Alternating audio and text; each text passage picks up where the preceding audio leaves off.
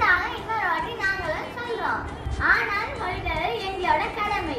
முதல்ல சட்டியில இந்த மாதிரி சிகப்பு கலர்ல தான் ரெடி ஆகி வருது.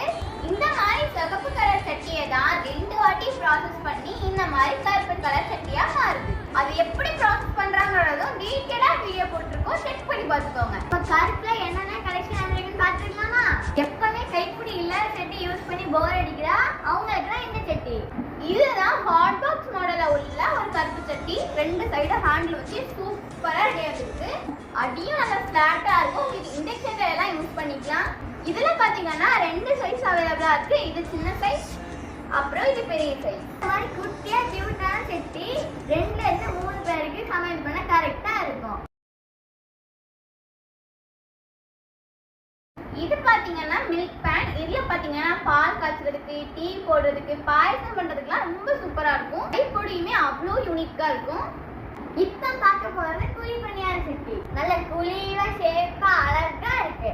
ஆனா இங்க ஊத்துன உடனே பணியாரம் வராது, நீங்க தான் பழகிக்கணும். இது பாத்தீங்கன்னா அழகான பிரியாணி சட்டி. 2 பக்கமும் கியூட்டா ஒரு கைப்பிடி. நல்ல டெப்தா நல்ல சூப்பரா இருக்கும். இதுல பிரியாணி, கீ ரைஸ் எல்லாமே சமைச்சுக்கலாம். இதுல பாத்தீங்கன்னா 4-5 பேருக்கு சூப்பரா சமைச்சுக்கலாம். சிக்கன், மட்டன் இந்த மாதிரி கிரேவி கூட இதுல வச்சுக்கலாம். இப்ப பார்க்க போறது ரைஸ் பாட். பாத்தீங்கன்னா சின்ன சைஸ், பாத்தீங்கன்னா பெரிய சைஸ். இதுக்கு அழகான ஒரு மூடியும் கிடைச்சிரும். இது பாத்தீங்கன்னா ஹேண்டில் பாட். இதுல 3 சைஸ் அவைலபிளா இருக்கு. Small, medium, big.